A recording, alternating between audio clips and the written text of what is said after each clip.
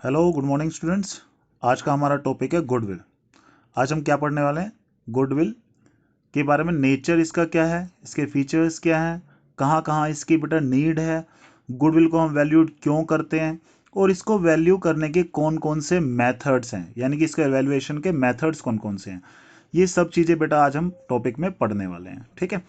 इस सारी चीज़ों को बेटा गुडविल के बारे में समझाने से पहले आपको एक एग्जाम्पल समझा रहा हूँ मैं। ठीक है। उस एग्जाम्पल से गुडविल का एक एक पॉइंट आपको क्लियर हो जाएगा। ठीक है बेटा, तो बहुत ध्यान से सुनना। एक एग्जाम्पल, तो बेटा मान लो मैंने एक फैन की कंपनी खोली। क्या खोली बेटा? एक फैन की कंपनी खोली। ठीक है। फैन बना रहा हूं मैं, एक टेबल फैन बना रहे हैं। ठीक है बेटा, ये एक टेबल फैन की कंपनी मैंने खोल ली और जिसका नाम मैंने क्या रखा? कपिल फैन। ठीक है बेटा, क्या नाम रखा है इसका? कपिल फैन। एक कंपनी पहले से ही मार्केट में है। बहुत सारी कंपनी है सर मार्केट में, तो एक ही क्या? हाँ बेटा, बहुत सारी कंपनी है, नाराज मत हो, है ना बेटा। ये लो, मान लो एक अच्छी सी रेप्यूटेड कंपनी का नाम लेते हैं, हैवल्स ले लेते हैं। हैवल्स की काफ़ी अच्छी कंपनी है जिसका मार्केट में बहुत अच्छा बेटा नाम भी है। स्टैब्लिश कब हुई है बेटा? ये स्टैब्लिश हुई थी ये 1958 में। और मैंने जो कंपनी खोली है बेटा वो 2020 में खोली है। ओके बेटा, तो बेटा मेरी कंपनी कपिल फैन 2020 में ओपन हुई। एक हैवल्स की कंपनी है जो स्टैब्लिश कब हुई है? 1958 में। ठीक है। मैंने तो अभी 2020 में बनाई है। कोरोना की डिजीज चल रही थी, कुछ करने के लिए कुछ था नहीं। पुलिस वालों ने कह दिया था कि घर से निकलना नहीं है, तो बैठे बैठे एक कंपनी का ही आविष्कार कर लिया, फैन बना डाला। ठीक है। अब बेटा एक बात बताओ, अगर आपको फैन चाहिए तो आप मेरी कंपनी के पास जाओगे या हैवल्स के पास जाओगे? कई बच्चे जो बेचारे मुझे बहुत प्यार करते हैं वो तो डेफिनेटली यही कहेंगे, सर आपकी कंपनी से ले लेंगे हम तो फैन। लेकिन बेटा मैं आपकी बात नहीं कर रहा, एक जनरल बात कर रहा हूँ। जनरल में एक बात बताओ, अगर आपको किसी कंपनी का फैन खरीदना हो तो आप मेरी कंपनियां खरीदेंगे या हैवल्स का खरीदेंगे? तो सब कहेंगे सर हैवल्स का ही खरीदेंगे। मैं कहूँगा क्यों बेटा, ऐसा क्यों है? हैवल्स का ही क्यों खरीदोगे आप, मेरी कंपनी का क्यों नहीं? मेरी कंपनी के प्रोडक्ट में भी सामान इतना ही ज़्यादा क्वालिटी वाला लगा हुआ है जितना हैवल्स में, और हो सकता है उससे भी ज़्यादा ही हो। तो ऐसे केस में आप मेरी कंपनी के पास क्यों नहीं जा रहे? तो वो बच्चे क्या कहते हैं, सब क्या कहते हैं कि सर हैवल्स का इतना नाम है, बहुत पहले से इस्टेब्लिश्ड है, सब उसको जानते हैं कि उसका प्रोडक्ट ड्यूरेबल है, उसकी कंपनी का प्रोडक्ट क्वालिटी वाला भी है। ठीक है। एक इफिशिएंट मैनेजमेंट उसके पास है, प्राइस भी उसके बहुत अच्छे हैं। तो इसीलिए सारे कस्टमर क्योंकि पहले से ही जानते हैं हैवल्स को, तो उसी के पास जाएंगे, है ना। मेरी तो नई कंपनी है, इसकी तो कैसी कंपनी है बेटा? बहुत पुरानी कंपनी है, सर इसके पास जाएंगे ज़्यादा कस्टमर, है ना बेटा। इसकी रेपुटेशन बहुत अच्छी है मार्केट में, सब कहते हैं बड़ा अच्छा है, ये ड्यूरेबल सामान है, क्वालिटी वाला है। ठीक है। अब हालांकि मेरे में भी वो सारे फीचर्स हैं, फिर भी बेटा लोग इसके पास जा रहे हैं। क्यों? क्योंकि मार्केट में इसकी रेपुटेशन बहुत अच्छी है। ठीक है बेटा, यहीं से बेटा कॉन्सेप्ट निकल के आता है क्या? गुडविल का। ओके बेटा, तो गुडविल क्या है? बेनिफिट और advantages of good name, fame, reputation या कनेक्शन ऑफ द बिजनेस। सबसे पहले गुडविल क्या है? जिसका नाम, रेपुटेशन या फेम, जो उसकी वैल्यू है, उसकी फेम, उसकी रेपुटेशन की जो वैल्यू हो रही है वो हम क्या मान रहे हैं? गुडविल। अब आप कहोगे सर रेपुटेशन की भी वैल्यू निकाल लेते हैं क्या? हाँ बेटा निकाल लेते हैं। रेपुटेशन किसी की गुडविल की वैल्यू भी हम निकाल सकते हैं। गुडविल पहले समझ लो होता क्या है? गुड नेम, फेम या रेपुटेशन, बेनिफिट उससे जो मिल रहे हैं, यानी किसी की रेपुटेशन की वजह से जो उसको एक्स्ट्रा बेनिफिट मिल रहे हैं, उसका अमाउंट गुडविल है बेटा। ठीक है बेटा। It is the attractive force which brings in customer, यानी कि ये वो अट्रैक्टिव फोर्स है जो कस्टमर ज्यादा से ज्यादा हमारे पास लेके आती है। ठीक है बेटा। Distinguishes an old establish business from a new business at its first start, यानी कि ये वो चीज है जो एक नए बिजनेस और पुराने बिजनेस में डिस्टिंग्विश कराती है ना। ये बिजनेस कब स्टैब्लिश हुआ था? 1958 में। बहुत दिन से बिजनेस कर रहे हैं, लोगों में अपना एक विश्वास बना लिया। मैंने कब बनाया? अभी अभी, है ना। तो कस्टमर मेरे पास ज़्यादा होंगे या इसके पास? सर इसके पास ज़्यादा होंगे। तो इसको बेनिफिट मिलेगा किसका? रेपुटेशन का। और रेपुटेशन का जो बेनिफिट मिलता है बेटा वो क्या होती है हमारे लिए? गुडविल, है ना। तो जो एक्स्ट्रा बेनिफिट इसको मिल रहा है रेपुटेशन की वजह से, वही क्या है बेटा? गुडविल। तो गुडविल के लिए तीन चीजें। गुडविल क्या है? बेनिफिट या advantages of good name, fame, reputation and connection of the business. दूसरा, it is the attractive force which brings in customer, distinguishes an old business from a new business at its first start. Okay बेटा, अब मैं आपको बताऊंगा इसके features क्या क्या है। तो बेटा इसके फीचर पे आ जाते हैं। इसके फीचर क्या है? सबसे पहला, गुडविल क्या है बेटा? इंटेंजिबल एसेट, है ना। हैवल्स का अच्छा नाम है, बहुत अच्छी मार्केट में रेपुटेशन है, उसने बड़ा नाम कमाया। तो क्या उसके नाम को आप टच कर सकते हो? नहीं बेटा, उसके नाम को हम सिर्फ फील कर सकते हैं। उसकी रेपुटेशन को हम जस्ट क्या कर सकते हैं? फील कर सकते हैं। और हमें पता है इंटेंजिबल एसेट किसको बोलते हैं? All those assets which can not be touched, है ना, जो फिजिकली एग्जिस्ट नहीं करती, लेकिन they can not be seen and touched, है ना, लेकिन हम उसको बेटा फील कर सकते हैं। तो इंटेंजिबल एसेट क्या है? जिसको हम टच नहीं कर सकते, देख नहीं सकते, लेकिन उसको फील कर सकते हैं, इसलिए इसको क्या बोल रहे हैं? Intangible asset. ठीक है। कई बच्चे कहते हैं सर जिसको जिस फील कर सकते हैं यानी कि काल्पनिक एसेट है। इट इज नॉट ए काल्पनिक एसेट, यानी कि फिक्टिशियस एसेट का मतलब क्या होता है बेटा? काल्पनिक एसेट। ये काल्पनिक एसेट नहीं है। क्यों? क्योंकि इसकी एक रियलाइजेबल वैल्यू भी है।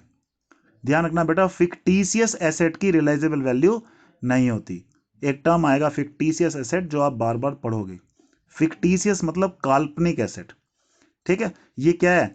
काल्पनिक एसेट नहीं है। क्यों? क्योंकि इसकी रियलाइजेबल वैल्यू है। ठीक है बेटा। तीसरा फीचर क्या है? It helps in earning higher profit, जैसे कि हमें पता ही है। गुडविल का मतलब अच्छा नाम, नेम, फेम, गुड रेपुटेशन। जो अट्रैक्टिव फोर्स है जिससे ज्यादा से ज्यादा कस्टमर आते हैं। ज्यादा से ज्यादा कस्टमर आएंगे तो बेटा ज्यादा से ज्यादा प्रॉफिट भी हो जाएगा, है ना। It cannot be separated from the business. ध्यान रखना बेटा, इसको बिजनेस से सेपरेट नहीं कर सकते। जैसे आप बाकी एसेट को उठा उठा के बेच सकते हो, गुडविल को नहीं बेच सकते। गुडविल सिर्फ और सिर्फ तब बिकेगी जब हमारे क्या पूरा बिजनेस ही किसी को सेल करोगे। यानी कि गुडविल जहां भी जाएगी पूरे बिजनेस के साथ जाएगी। तो it can not be separated from the business without disposing the business as whole. यानी कि गुडविल सिर्फ तब बेच सकते हो आप जब पूरा बिजनेस ही बेच दो। गुडविल जहां जाएगी बेटा बिजनेस के साथ जाएगी, आप इसको बिजनेस से सेपरेट नहीं कर सकते। ओके बेटा। फिर value of goodwill is subjective as it depends on the assessment of the valuer. देखो गुडविल को वैल्यू करने के बेटा बहुत सारे मेथड होते हैं, है ना। अब कौन से मेथड से कौन सी कंडीशन में सब सिचुएशन को देख के गुडविल को कैलकुलेट किया जा रहा है, वो वैल्यू पर डिपेंड है। वैल्यूअर क्या करेगा? सारी कंडीशन देखेगा, सिचुएशन देखेगा, उसके हिसाब से उसके बाद गुडविल को कैलकुलेट करेगा। तो बेटा अब हमारा टॉपिक है टाइप्स ऑफ गुडविल, यानी गुडविल कितने कितने टाइप की होती है। ओके बेटा। तो गुडविल बेटा दो टाइप की होती है, एक तो होती है परचेज गुडविल, एक होता है बेटा सेल्फ जनरेटेड गुडविल। ठीक है। अब आप कहोगे सर ये परचेज गुडविल क्या है? नाम से ही पता चल रहा है सर ये तो परचेज की हुई है। यस बेटा, some amount paid in consideration of the goodwill purchase, यानी कि अगर हमने गुडविल को परचेज किया और उसके बदले में कुछ भी पे किया है, कैश पे किया है या कुछ कोई एसेट एक्सचेंज की है, तो ऐसे केस में हम उसको क्या बोलेंगे बेटा? Purchase goodwill. ठीक है बेटा। एक होती है सेल्फ जनरेटेड गुडविल, जिसको हमने खुद अपने रात दिन की मेहनत से जनरेट किया है, वो गुडविल कौन सी होती है बेटा? Self generated goodwill. Not purchase for consideration, जिसको जिसके बदले में हमने किसी को कुछ दिया नहीं है। ठीक है बेटा, एक तो परचेज गुडविल है और एक क्या है? Self generated goodwill. ठीक है बेटा।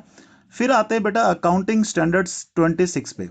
AS मतलब अकाउंटिंग स्टैंडर्ड 26। अब कहोगे सर ये अकाउंटिंग स्टैंडर्ड 26 क्या है?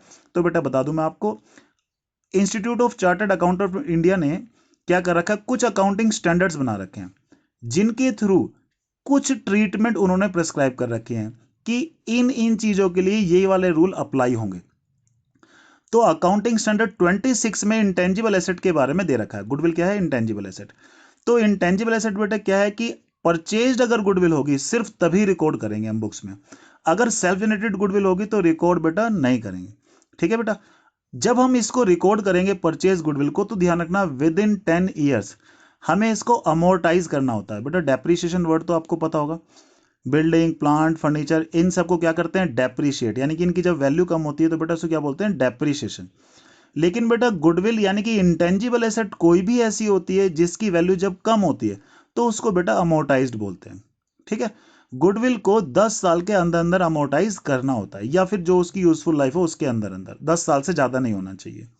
ठीक है बेटा, समझ में आया? गुडविल दो टाइप की होती है, परचेज्ड और सेल्फ जनरेटेड। परचेज वो जिसके बदले में हमने कुछ पे किया है, सेल्फ जनरेटेड वो जिसको हमने सिर्फ अपने एफर्ट से जनरेट किया है, कुछ कैश पे नहीं किया। ठीक है बेटा, परचेज गुडविल को रिकॉर्ड करते हैं बुक्स में, सेल्फ जनरेटेड को रिकॉर्ड नहीं करते हैं। परचेज गुडविल को अमोर्टाइज करना होता है विद इन 10 ईयर्स। ठीक है बेटा, नेक्स्ट टॉपिक है बेटा हमारा need for valuation of goodwill. अब गुडविल को वैल्यू करने की जरूरत क्या है, ठीक है, ये हम देख रहे हैं। When there is a change in profit sharing ratio, बेटा अगर प्रॉफिट शेयरिंग रेशियो पार्टनर्स की चेंज होती है, मान लो ए बी सी 3 पार्टनर थे, रेशियो थी 5:3:2, बाद में इनकी रेशियो कितनी हो गई 1:1:1, तो बेटा किसको फायदा हुआ किसको नुकसान हुआ? देखो पहले रेशियो ये थी, बाद में रेशियो चेंज कर ली। पहले इसको मिल रहा था हाफ, ऑलमोस्ट हाफ प्रॉफिट का, 5/10, लेकिन बेटा अब कितना मिलेगा 1/3, तो इसको नुकसान होगा, इसको भी नुकसान हो सकता है। ठीक है, लेकिन इसको बेटा क्या होगा फायदा, क्योंकि इसको सबसे कम मिल रहा था, लेकिन अब बराबर बराबर मिल रहा है तीनों को। ठीक है, तो जब भी प्रॉफिट शेयरिंग रेशियो चेंज होती है बेटा, किसी को फायदा होता है किसी को नुकसान होता है। तो ऐसे केस में जिसको फायदा होता है वो पे करता है, कंपनसेट करता है किसको? जिसको नुकसान होता है ना। देखो बिजनेस जब बनाया तो सबने मेहनत की थी, ये गुडविल सबने बनाई है, लेकिन आज हम अपनी प्रॉफिट शेयरिंग रेशियो चेंज कर रहे हैं तो किसी को फायदा हो रहा है किसी को नुकसान हो रहा है। तो ऐसे केस में जिसको फायदा हो रहा है वो कंपनसेट करता है जिसको नुकसान हो रहा है, और गुडविल की वैल्यू निकालनी पड़ती है। ठीक है बेटा, अब मान लो नया पार्टनर जब एडमिट करते हैं तब भी गुडविल कैलकुलेट करनी पड़ती है। ठीक है बेटा, मान लो ए और बी दो पार्टनर थे, पहले पुराने थे, अब एक नया पार्टनर फर्म में आना चाहता है। वो कह रहा है कि भाई तुमने 1 लाख रुपए कैपिटल लगाई थी, लो मुझसे भी 1 लाख रुपए ले लो, मुझे भी पार्टनर बना लो। लेकिन इन्होंने 1 लाख रुपए कैपिटल लगाई थी बेटा 1 साल पहले, है ना। 5 साल तक इसने रात दिन मेहनत की, अपने बिजनेस को इस ऊंचाइयों तक पहुंचाया, है ना। तो इसको तो अगर ये आ जाता है और 1 लाख रुपए में आ जाता है तो इसको तो फ्री फंड की गुडविल मिल गई, है ना। तो इसीलिए हम क्या करते हैं, इससे कुछ एक्स्ट्रा अमाउंट अपनी मेहनत का भी लेते हैं, यानी कि गुडविल का भी लेंगे। ठीक है बेटा, यानी कि वो कैपिटल तो लाएगा ही लाएगा, कुछ एक्स्ट्रा अमाउंट हमारी मेहनत जो हमने एक साथ करके इतनी ऊंचाइयों पे बिजनेस को पहुंचाया उसके लिए भी कुछ एक्स्ट्रा हम उससे लेंगे। ठीक है बेटा, जब पार्टनर आया था तो गुडविल लाया था, तो डेफिनेटली जब रिटायर हो गया मरेगा तो वो अपने साथ अपनी गुडविल को लेके भी जाएगा, यानी कि उतनी ही वैल्यू जितना शेयर उसका बनता है वो अपने साथ लेके जाएगा। ठीक है बेटा, जब भी हम कभी बिजनेस को सेल करते हैं तो डेफिनेटली जितने का है उतने का बेचेंगे, लेकिन अगर हमारी गुडविल मार्केट में अच्छी है तो कुछ एक्स्ट्रा अमाउंट में हम उसको सेल करते हैं। ठीक है, अमेलगमेट का मतलब होता है जब बेटा दो फर्म जुड़ती हैं आपस में तब भी दोनों फर्म अपनी अपनी वैल्यू लगाते टाइम गुडविल को कैलकुलेट करते हैं। कन्वर्ट करते हैं अपनी पार्टनरशिप फर्म को अगर कंपनी में, तब भी हमें अपनी गुडविल कैलकुलेट करनी पड़ती है बेटा। ठीक है बेटा, अब कौन कौन से ऐसे फैक्टर्स हैं जो गुडविल की वैल्यू को अफेक्ट करते हैं, यानी किस किस चीज से ऐसा होता है कि गुडविल कम भी हो सकती है और ज्यादा भी। पहला है बेटा इफिशिएंट मैनेजमेंट, जिस कंपनी का मैनेजमेंट इफिशिएंट होगा वो अच्छे से बिजनेस करेगा, हर चीज उसकी अच्छे से चलेगी, तो ऐसे केस में उसकी गुडविल भी नॉर्मली अच्छी होती है। ठीक है, फिर है फेवरेबल कंडीशन, लोकेशन। ठीक है, जिस कंपनी के पास लोकेशन फेवरेबल होगी उसके पास ज्यादा कस्टमर आएंगे, है ना, ज्यादा कस्टमर आएंगे तो उसकी गुडविल भी बेटा अच्छी होगी। एक्सेस टू सप्लाई या सप्लायर्स अगर ज्यादा होगी तो डेफिनेटली उसकी गुडविल भी ज्यादा होगी। पेटेंट्स उसके पास ज्यादा हैं, अच्छे अच्छे पेटेंट्स हैं, तो ऐसे केस में भी गुडविल बेटा ज्यादा होगी। क्वालिटी ऑफ प्रोडक्ट, अगर आपकी जो प्रोडक्ट है उसकी क्वालिटी बहुत अच्छी है तो भी आपकी गुडविल बेटा बहुत ज्यादा होगी। तो अगर आपकी पास्ट परफॉर्मेंस बहुत अच्छी है तो भी आपकी गुडविल बेटा ज्यादा होगी। तो गुडविल को अफेक्ट करने वाले तो बहुत सारे फैक्टर्स हैं। ठीक है बेटा, बेटा गुडविल को वैल्यूड करने के कई मेथड्स हैं। ठीक है, पहला है एवरेज प्रॉफिट मेथड, फिर है सुपर प्रॉफिट मेथड, फिर है कैपिटलाइजेशन मेथड। इसके भी दो दो बाइफर्केशन है, यानी कि कैपिटलाइजेशन मेथड में ऐसे भी निकाल सकते हैं ऐसे भी, एवरेज प्रॉफिट मेथड से ऐसे भी निकाल सकते हैं ऐसे भी। अब सवाल ये होता है, सबसे इंपॉर्टेंट बात बेटा ये है कि सर कब इस मेथड से निकालेंगे, रियल लाइफ में ऐसी कौन सी कंडीशन होती है जिसमें एवरेज प्रॉफिट मेथड यूज होता है, रियल लाइफ में ऐसी कौन सी कंडीशन होती है जिसमें सुपर प्रॉफिट मेथड यूज होता है, रियल लाइफ में ऐसी कौन सी कंडीशन होती है जिसमें कैपिटलाइजेशन मेथड यूज होता है। ठीक है बेटा, मैं आपको बताऊंगा कि किस किस केस में और रियल लाइफ में कौन से ऐसे केसेस होते हैं जिनमें ये मेथड अलग अलग तरीके से यूज होते हैं। सिर्फ कैलकुलेशन नहीं, मैं इनका कॉन्सेप्ट भी बताऊंगा कि ये जनरेट कहां से हुए, इन मेथड को बनाने की जरूरत क्यों पड़ी, यानी कि एक मेथड अगर हमारे पास है तो इस मेथड और इस मेथड की जरूरत ही क्यों है। ठीक है, ये भी मैं आपको समझाऊंगा, वो समझाऊंगा बेटा मैं नेक्स्ट वीडियो में। आप इसको पहले आज अच्छे से कर लें, ठीक है, फिर नेक्स्ट वीडियो में हम क्या करेंगे, वैल्यूएशन ऑफ गुडविल करेंगे। ओके बेटा, ओके बेटा, हैव ए गुड डे।